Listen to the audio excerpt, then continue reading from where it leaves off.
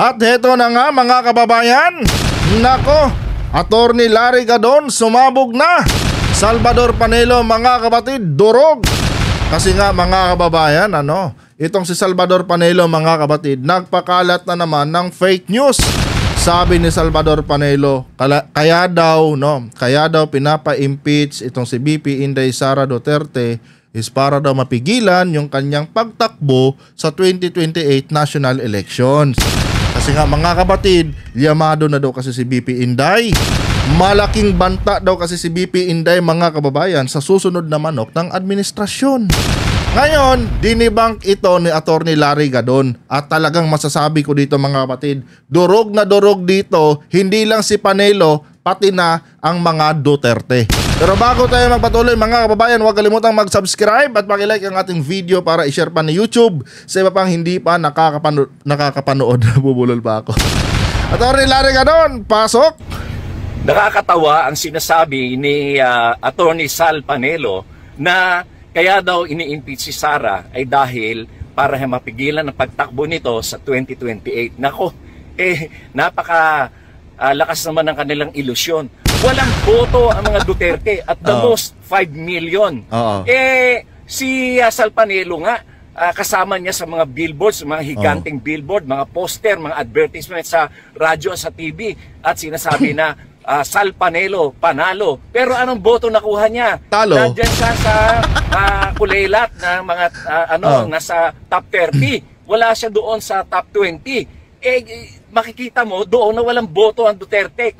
Ito mga kapatid, legit tong sinasabi dito ni Salvador Panelo, ni Attorney Larry Gadon, Kasi nga mga kababayan, kiniklaim kasi ng mga Duterte, di ba? Kiniklaim nila na 32 million daw sila. Ang tanong, kung 32 million kayo, bakit noong nakaraang eleksyon talo si Panelo? Si Panelo mga kapatid, sanggang dikit ni Digong yan, Legal advisor pa ni Digong yan, legal counsel pa ni Digong yan. Kung totoo ang 32 million, dapat nanalo itong si Salvador Panelo.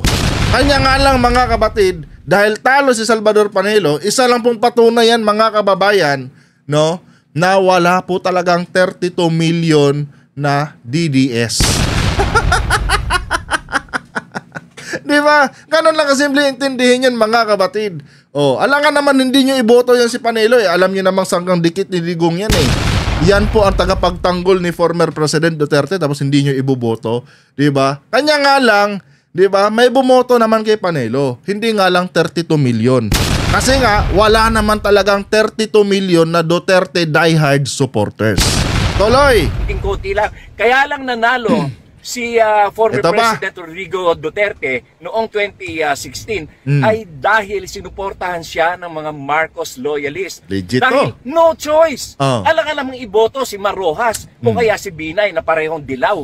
Kaya binoto na lang si Duterte dahil nangako siya na ipapalibing niya ang the late President Marcos Sr. doon sa libingan ng mga bayani. Kaya ito mga kapatid, legit na naman to.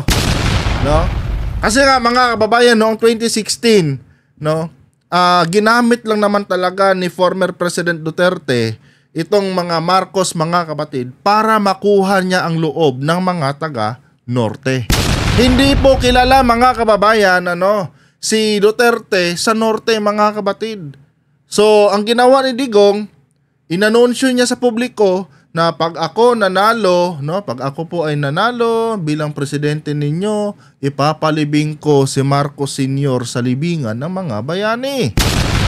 Alam kasi ni Digong mga kapatid na matagal nang inaasam-asam ng pamilya Marcos at ng mga Marcos loyalist na mailibing itong si Apo Lakay sa libingan ng mga bayani. So yun yung naging instrumento ni Digong mga kapatid para makuha niya ang loob ng mga taga-Norte, especially itong mga Marcos loyalist. So dito mga kababayan, durog na naman si Salvador Panelo. Kasi ito talaga ang katotohanan mga kapatid.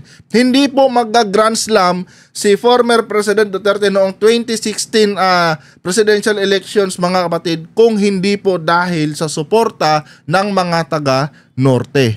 Hanggang Mindanao lang at Visayas mga kababayan, no? Yung yung popularity ni former President Duterte. However, itong mga Marcos mga kapatid, Luzon, Visayas, Mindanao po yan. Kilala si former President Marcos at itong pamilya nga niya na naiwan ngayon, itong sila President BBM. 'Di ba? So ang ginawa ni Duterte mga kapatid para makuha niya ang norte na kung saan hindi naman talaga siya popular doon, yun na nga. No, ginamit niya bilang instrumento ang pamilya Marcos. Tuloy. Ay, yung mga Marcos loyalists bumoto sa kanya. Kaya hindi pwedeng sabihin na maraming boto si Sara. At the most, 4 million to 5 million lamang ang makukuha niyang boto. Noong 2021, nagpa-survey ang Malacanang kung sino ang malalakas na kandidato. At ito ay pinasurvey nila, internal survey sa mga congressman. Legit, at ang lumabas doon, number 1 si BBM, number 2 si Leni, number 3 si Isko, number 4 lang si Sara. Kaya nga siya hindi tumakbo. Kaya lang siya napili. Alam nyo, bago pa man ito sabihin ni Atty. Larry Gadon sa video ito mga kapatid, nakailang ulit na po ako nito. No? Na kung saan mga kababayan noong 2022 election nga, no, bago ang 2022 national elections mga kapatid, nagpa-survey itong si Digong, pinupulsuhan niya sa taong bayan itong kanyang anak na si Sara Duterte kung tatanggapin ba, no, ng taong bayan bilang kahalili niya sa posisyon itong kanyang anak na si BP Sara. Ang problema mga kababayan, no, wala po, no, hindi po kayang makuha ni Sara Duterte mga kapatid sa mga survey ang pinaka top spot, no, na kung saan laging si BBM lang po mga kababayan ang nandoon. Or maging yung pangalawang position mga kapatid, no, yung second tawag dito highest, no, na posibleng tumakbo or manalo sa 2022 national election, hindi po makuha ni Sara Duterte mga kapatid, no. Sa madaling sabi, hindi niya kaya ding tapatan itong si Vice President Leni Robredo, no, sa rankings. Ngayon, siyempre mga babayan, merong mga advisor sila Digong, no, siguro inadvisean, no, si Digong na Mr. President, wag na nating ipilit itong si BP Sara, si Inday Sara. Kasi nga, baka mas lalo tayo mapasama, no? Wala talaga sa survey, Hindi talaga makalusot si Inday, Gawin na lang natin, no? Para masecure natin yung safety ninyo. Kasi number 1 mga babayan, ang inaalala kasi ni former President Duterte nung time na yun is yung kanyang safety nga, no? Kasi nga, hindi siya sure kung sino kay Marcos or kay Leni ang mananalo. And kung titingnan ang history mga kapatid ni BP Leni at ni President BBM noong 2016, talagang dikit yung laban mga kababayan, ano. Sobrang dikit po yung laban mga kapatid nung mga panahon na yon. So merong chance na maaaring makalusot muli itong si Vice President Leni Robredo. So ang ina-anticipate kasi ng grupo nila Duterte doon mga kapatid, na once makalusot si Leni, no, at maulit yung senaryo ng 2016, malaki ang tsansa mga kababayan na itong si Duterte at ang kanyang pamilya at pati itong si Bongo at si Bato ay matutulog talaga sa kulungan ng ICC. Dahil ang pangunahing agenda talaga mga kapatid, kung sakaling si BP Leni ang nanalo nung time na yon, ang pangunahing agenda talaga ng administrasyon ni BP Leni is bigyan ng muli, no, ng jurisdiction itong ICC sa loob ng ating bansa. Yun yung iniiwasan ni Digong. Kaya nagdesisyon sila mga kababayan na itong si Sara Duterte ipailalim na lang kay President BBM. 'Di ba? Kasi nga meron naman silang common denominator kasi nga itong si Aimee at si Digong magkaibigan nga mga kapatid. No, at mismong si Aimee, mismong si Duterte mga kababayan, inamin niya yan na si Aimee lang ang tumulong sa kanya para manalo siya noong 2016 national elections. Diba? So ngayon, ginamit nila yung friendship ni Digong at ni Aimee. Kaya nalinya itong si Sara Duterte mga kapatid sa grupo nila BBM bilang pangalawang pangulo. Kasi nga mga kababayan, itong si Sara Duterte at si BBM hindi talaga magkakilala yan. Inamin na mismo yan ni Sara Duterte mga kapatid. Dahil lang kay Aimee Marcos kaya sila nagtandem. Yan yung totoo. So ngayon, 'di ba? Itong si Duterte may pagka-traidor talaga. Pumayag nga siya sa ganung setup mga kapatid, pero may plan B siya, no? After ma-secure yung pagkapanalo ni BBM, automatic mga kababayan proceed sa plan B. Ano ang plan B, mga kapatid? I-destabilize ang Marcos government para ipalit si Sara Duterte. Yan po ang nangyayari ngayon, mga kababayan, kaya kabilaan po yung pag-aatake ng mga Duterte sa administrasyon ni President BBM. Yun yung plano kasi talaga nila Duterte, mga kapatid. Kanya nga lang, hindi naging ganun kadali para sa mga Duterte, mga kababayan, yung mga bagay-bagay na pinaplano nila. Kasi nga ngayon, mga kapatid, parang sila patuloy talaga ang nalagay sa alanganin. No? Kasi nga ito si Sara Duterte, mga kababayan, malapit na pong ma-impeach. Hindi, impeach siya pala, mga kababayan. Malapit na palang matanggal sa kanyang posisyon.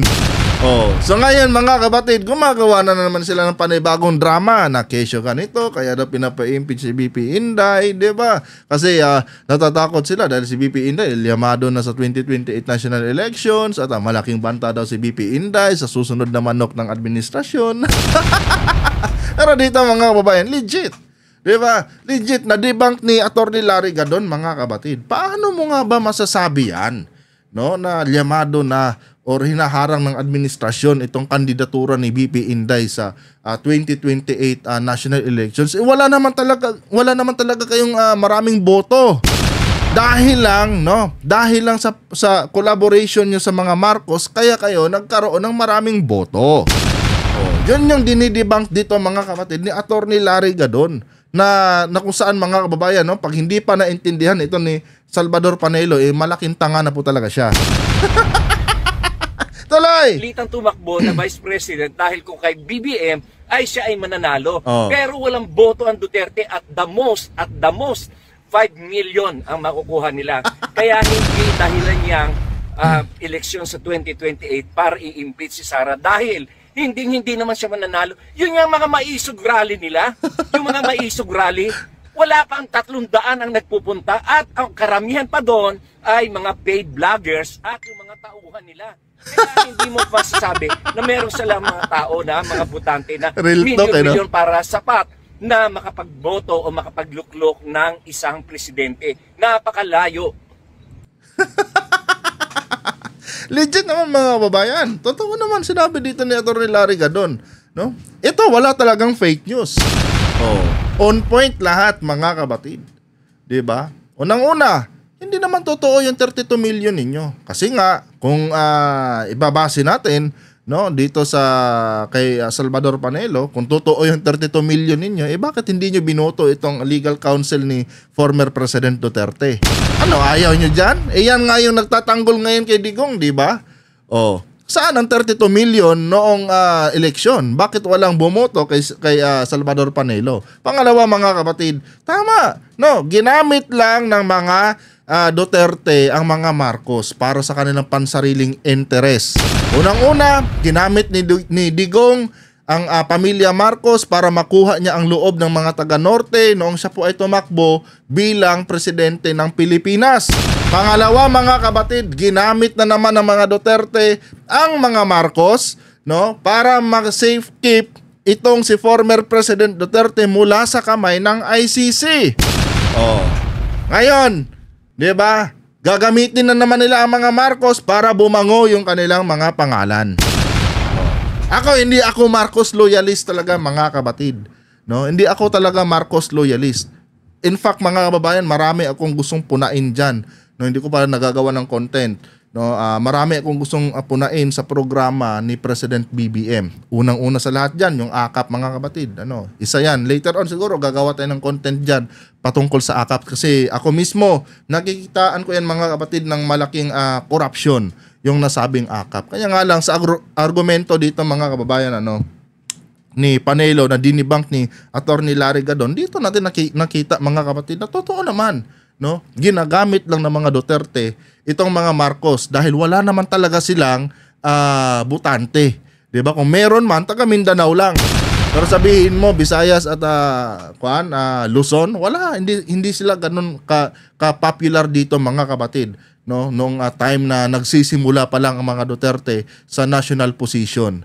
'Di ba? Ganun lang kasimple 'yon. Sa madaling sabi, mga kababayan, durog na durog dito si Salvador Panelo doon sa kanyang pinakalat na fake news.